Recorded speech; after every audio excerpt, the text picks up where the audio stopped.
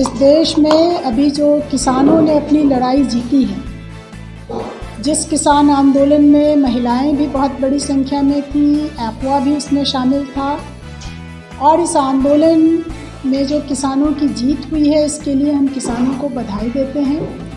और हम इस सरकार से ये उम्मीद करते हैं कि इस देश सिस्टम को ख़त्म करने की कोशिश ये सरकार कर रही थी। जो 3 कृषि कानून लाए गए थे, जाहिर सी बात थी कि अगर वो कृषि कानून पास हो गए होते तो जो गरीबों को सब्सिडी में अनाज मिलता है वो अनाज मिलना बंद होता आने वाले दिनों में। स्कूल के बच्चों को जो मध्याह्न भोजन मिलता है वो मध्याह्न भोजन बंद होता आने वाले दिनों में।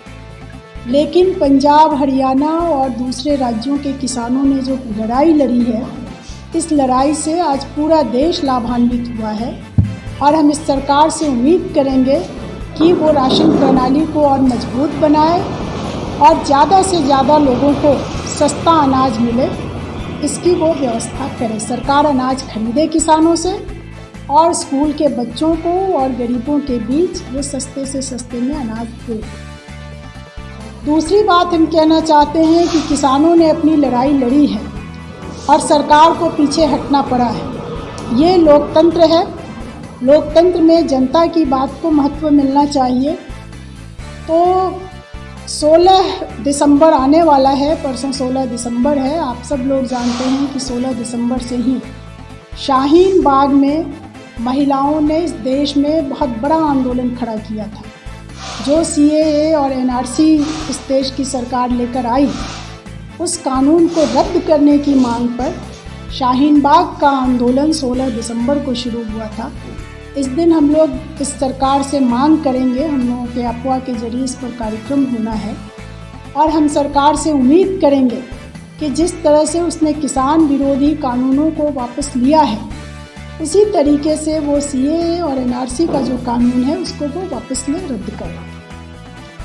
तीसरी बात जो मैं कहना चाहती हूँ आप लोगों के सामने कि इस देश के भीतर जिस तरीके से महंगाई बढ़ रही है, इस महंगाई ने महिलाओं का जीवन तबाह करके रख दिया है।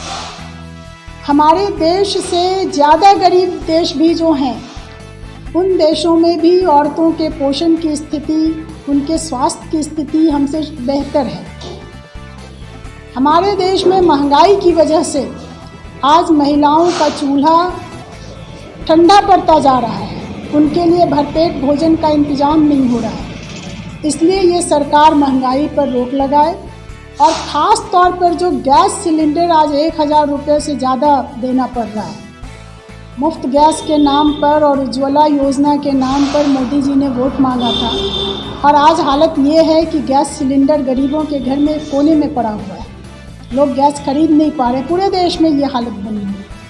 तो हम ये मांग करते हैं कि गैस का जो रसोई गैस है, घरेलू उपयोग का जो रसोई गैस है, उस रसोई गैस को भी ये राशनिंग व्यवस्था के भीतर ले आए और खुले मार्केट में अधिकतम 500 रुपये में रसोई गैस का सिलेंडर मिले।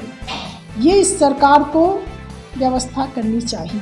जिस संविधान ने इस देश में चाहे लिंग के आधार पर हो, जाति के आधार पर हो, धर्म के आधार पर हो, क्षेत्र के आधार पर हो, नस्ल के आधार, किसी भी आधार पर कोई भेदभाव न हो, इसकी व्यवस्था हमारे संविधान ने की है।